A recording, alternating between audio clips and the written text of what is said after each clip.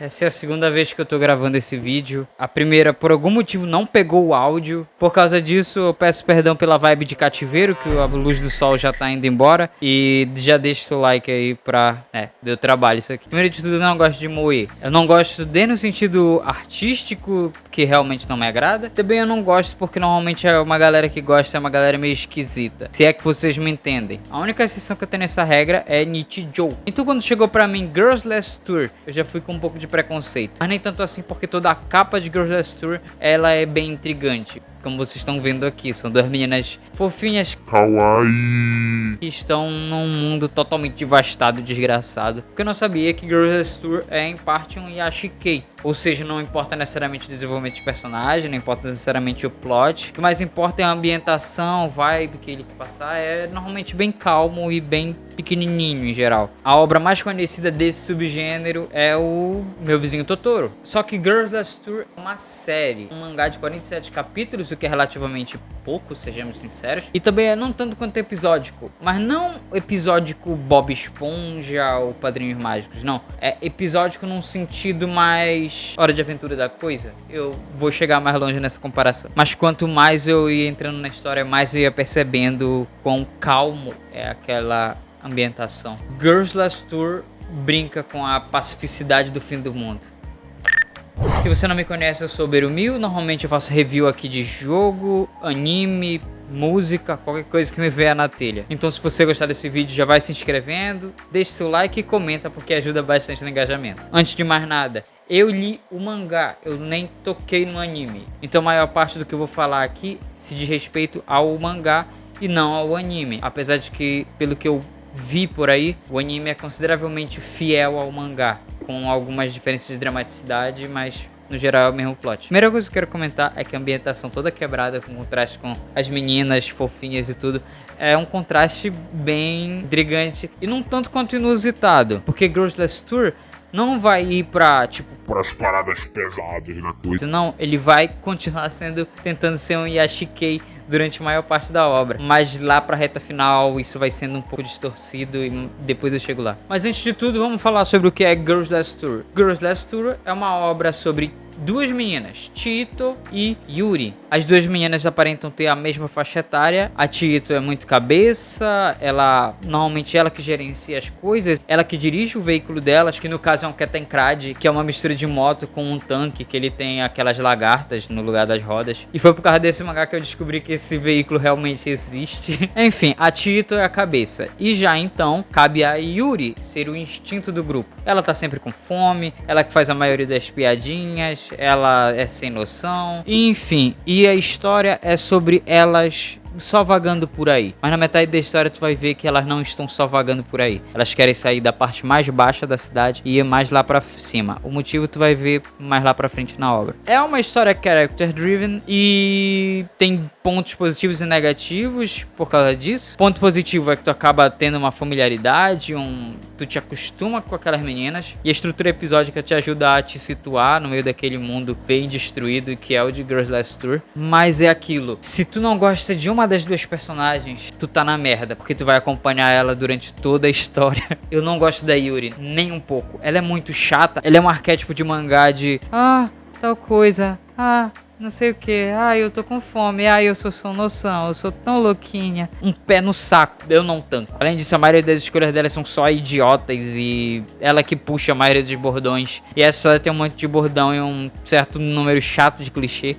Tal coisa, não sei o que. Aí a Yuri fala alguma coisa absurda, aí a Chihito responde, aí a Yuri retruca, aí a Chihito, é mesmo, né? Que coisa chata. No geral, quando estão só as duas, é bem chatinho. E além disso, tu vai vendo certos comentários do autor no meio da obra. O maior exemplo que eu tenho pra dar sobre isso é um dos primeiros capítulos, quando elas vão parar num arsenal. Lá tá cheio de arma, lá tá cheio de munição, lá tá cheio de explosivo. E elas estão ali procurando ração. E aí vem os comentários mais rasos sobre guerra que eu já vi na minha vida. Ai, nossa, por que eles não usavam essa energia pra fazer comida. Ai, nossa, guerra é ruim. É nesses momentos que tu vai vendo os comentários do autor e arbitrariedades que te tiram bastante da história. E falando sobre arbitrariedade, eu vou falar sobre duas delas aqui. Ainda nesse capítulo do Arsenal, elas encontram uma caixa cheia de explosivos. E ao invés de, sei lá, qualquer pessoa normal olhar pra aquilo e pensar, cara, um monte de explosivo, a gente vai guardar aqui pra vai que dá merda e a gente precise. A Tito fala exatamente com essas palavras: vou pegar isso aqui pra gente conseguir desobstruir uma passagem que a gente queira passar.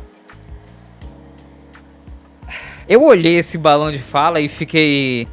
Nem chegando no ponto disso não ser realista, porque sinceramente foda-se um diálogo realista ou não. Mas sim no como essa frase chegou ali. Meio que o autor, ele tá te dando um foreshadow do pra que elas vão usar aqueles explosivos. Pra desobstruir passagem. Girls Last Tour é muito gamificado. Sabe quando você tá jogando um jogo e aí você encontra um item e aí você pensa, nossa, eu vou usar esse, sei lá, esse martelo de 200 milhões de toneladas. Será que eu posso usar ele pra bater em vagabundo? Não, tu vai usar esse martelo pra, sei lá, quebrar gelo, não pra bater em vagabundo, que seria a primeira coisa que tu pensaria. Mas sobre o negócio de gamificação, a gente vai pra segunda arbitrariedade, que é como as duas meninas funcionam. A Chihito, ela tá estruturada pra ela funcionar como se fosse a cabeça da party do RPG. Tudo bem que é um RPG de só 2 personagens, mas enfim. A Chihito é a cabeça, ela pegou todos os pontos de habilidade dela e gastou tudo em sabedoria, em fé. E já a Yuri, ela tem mais precisão, ela segura melhor uma arma, ela é mais nada a ver, ela não sabe nem ler. Tá vendo? Cada uma delas tem meio que seu papel no meio daquele grupinho de 2 pessoas. É disso que eu tô falando, arbitrariedade. E até certo ponto, tudo bem de ser arbitrário. Histórias não são tão naturais assim como a gente pensa. Histórias são pensadas, são craftadas, são moldadas. Só que, mano, às vezes isso passa dos limites. O momento que mais me deixou em choque foi com a Yuri, e não foi nem com o fato dela ter uma personalidade de merda, mas foi um momento que elas estão... Eu não vou explicar tanto desse momento porque meio que é um spoilerzinho, mas elas estão meio que num tanque de água e a Yuri tira a roupa pra entrar naquele tanque de água pra tomar banho, normal. Só que a maneira que a Yuri é enquadrada naquela página, tipo, o cabelo dela cobre o mamilo e não sei o que, e isso pra mim é muito sinistro. As duas meninas claramente não são adultas, estão bem longe de ser adultas. E não é nem o apresentar essas meninas peladas como, sei lá, qualquer coisa, como, sei lá, no gibi do Turma da Mônica. Não, nessa página que eu tô falando em específico, a Yuri tá com muito mais curvas do que a Chihito, e parece que essa é a única maneira que, sei lá, esse autor consegue diferenciar personagens femininas. Uma tem curvas e outra não. É uma coisa muito sinistra. E é muito doido, porque lá no começo do mangá, elas tiram a roupa e realmente parece que não é nada demais. Mas ali naquela página ficou uma coisa que é além do demais. Não sei se dá pra entender. A personagem poderia ser apresentada ali de uma outra maneira, de outro ângulo, que não... sabe? Mas enfim, mudando de assunto um pouco, porque apaziguar a mente. Normalmente os diálogos das duas é bem chato. E às vezes, como eu disse, eles têm até estruturas próprias. Só que quando ele funciona... E pelo fato de tu, maior parte da obra, tu só vê as duas meninas, quando vem um terceiro personagem, esse terceiro personagem basicamente vira um evento. E já que eu falei disso, eu preciso falar. Esses terceiros personagens que vão aparecendo, eles quase sempre são apresentados de uma maneira meio qualquer coisa, mas num sentido bom, não ruim, tá? Como se eles realmente só estivessem passando por ali e eles têm as próprias vidas. Mesmo que no sentido gráfico isso não seja tão bem exposto, eu realmente acho que a arte de Girls Last Tour poderia melhorar um pouquinho mais no contraste, pra funcionar melhor justamente essa ideia de contraste de tipo meninas fofinhas, mundo grande e todo destruído. Eu acho que falta mais detalhe no cenário. E normalmente no estilo de quadrinização, ação, que é um tipo de nomenclatura que o Scott McCloud usa pra quando uma ação tá acontecendo e depois outra ação, normalmente não é muito bom, às vezes é até difícil dizer o que tá acontecendo, mas mesmo com todas essas limitações que eu falei, tu ainda consegue ver quando uma coisa tem capricho ali, que justamente são nesses terceiros personagens que vão agregando a elas, que são verdadeiros eventos. Mas por que eu digo que esses personagens são eventos? Porque eles realmente marcam a vida dessas meninas. Diante de tantos acontecimentos episódicos, esses momentos, esses encontros são icônicos. Como eu disse, parece muito Hora de Aventura, em que todos os capítulos são episódios isolados assim, mas alguns capítulos são muito importantes e não teria como tu seguir a história sem aquele capítulo em específico. Por exemplo, o diálogo que as meninas têm com Kanezawa, das coisas que são materiais que não necessariamente importam, o que realmente importa é a sobrevivência. Lá pra frente, essa conversa vai ter um impacto muito grande. E é engraçado porque a maioria dos diálogos do mangá não são tão profundos, a maioria deles são bem planos, na verdade. Alguns divertidamente planos, que é quando as meninas não sabem como alguma coisa funcionava. E às vezes não. Vídeo como eu falei da guerra, por exemplo. É sério, eu odeio esse capítulo. E por falar em eventos, eu preciso ser justo. Sabe todos esses defeitos que eu coloquei até agora de Girls Last Tour? Com o passar da história, tu vai vendo que o autor vai crescendo com a história. Todas as coisas que eu critiquei vão sendo suavizadas até sumir de fato. E eu tô falando isso desde os diálogos, que eu acho meio paia, a arte do autor vai melhorando, o esquema arbitrário das coisas, tudo vai sendo bem suavizado ao ponto de a reta final de Girls Last Tour ser praticamente intocável de perfeito. Com o passar do tempo mostra que a história vai claramente meio que mudando de caminho. Eu não acho que isso que eu vou falar seja uma prova tão boa disso, mas eu vou falar do mesmo jeito. É muito doido como no mangá inteiro a Yuri deu 2 ou 3 tiros no mangá inteiro.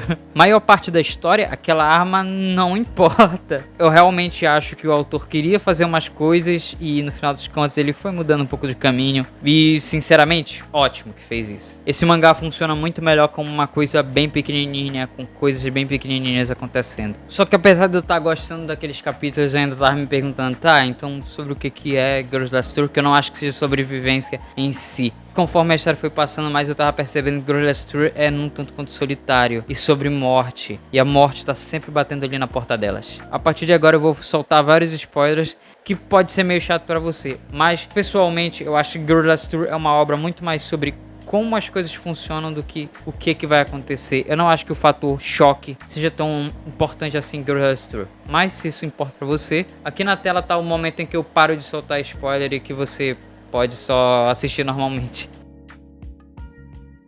Certo. O momento chave em que eu percebi que realmente Girls Last Tour era sobre morte é quando elas conhecem aquele bichinho que eu esqueci o nome. E o chefe daquela tribo meio alienígena, não sei explicar, fala muito sobre o fim, sobre finais, sobre até morte. E foi nesse momento que eu fiquei, Talvez o nome da obra esteja me dizendo alguma coisa.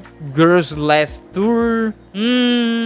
Meio que já dava pra tu deduzir, mas é uma realidade meio chata que tu não quer encarar. Principalmente aquele momento em que tu já aturou as duas, tu já gosta das duas juntas. Volto a dizer, eu não gosto da Yuri, mas eu gosto das duas juntas. Quando elas conhecem aquela inteligência artificial de holograma que fala pra elas sobre como é chato a ideia de viver de memória, de lembrar de muita coisa e de viver muito ao ponto de basicamente ela implorar para as meninas matarem ela. E alguns capítulos depois o Kettenkrad quebra.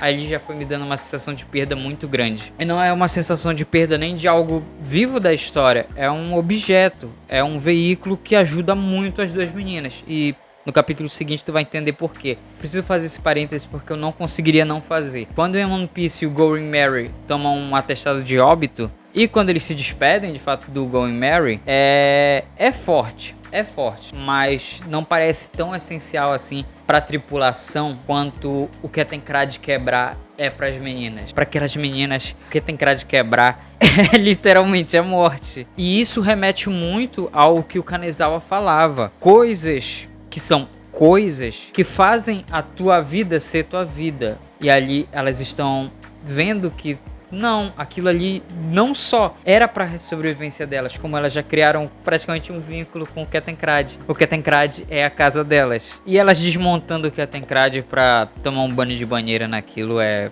muito bonitinho, ao mesmo tempo que é muito triste também. E a partir daí elas vão ficando cada vez mais solitárias e se desfazendo de coisas que elas foram pegando no caminho, coisas importantes, coisas que auxiliavam na sobrevivência delas, até a parte da escada. A parte da escada espiral, ela é, pra mim, uma metáfora muito grande pra acabou. Essa é a morte. E quando elas chegam lá em cima, não tem nada. Só tem uma pedra pra elas se escorarem. Essa ideia da escada espiral que praticamente não termina e ela é muito escura. E a Yuri fala, em todas as letras, que ela tem medo do escuro. É muito forte. É muito forte. É muito sobre o medo da morte. E ela tá ali batendo na porta. E a própria luta pela sobrevivência, talvez ela tenha um próprio limite. Não é exagero nenhum dizer que quando o Kettenkrad morre, a Tito morre ali também. A Yuri também claramente afetada, mas pra Tito aquilo ali era parte dela. E como a Yuri, que é muito desapegada, chegar naquela hora da escada e falar isso, é como tu vê alguém que tem uma coragem imensa falando, viado, eu tô com medo.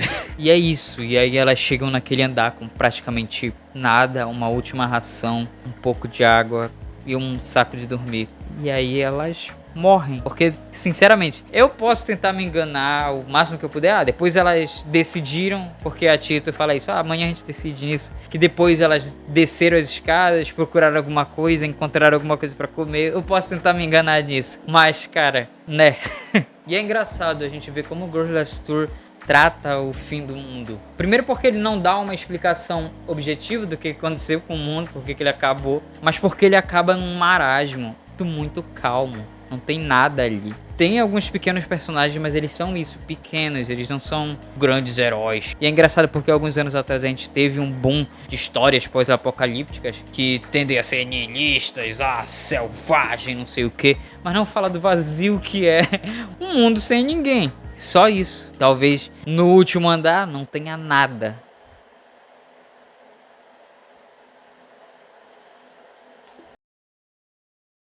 Então é isso, esse foi o meu vídeo de Gorgeous Tour. Era uma obra que eu não esperava gostar tanto, de verdade. Eu imagino que seja uma obra difícil de indicar, principalmente pro público mais, sei lá, tá acompanhando os mangás shonen e tudo, sei, né? Mas tu quer uma perspectiva diferente de como seria o fim do mundo, do pós-apocalipse, é com certeza uma recomendação. É uma das visões mais originais que eu já vi de um cenário pós-apocalíptico. E, sei lá, é isso. Eu que não gosto de moe gostei, vai que você gosta. Então é isso, o vídeo de hoje vai ficando por aqui. Muito obrigado quem acompanhou o vídeo até aqui. E é isso, até o próximo vídeo. Tchau.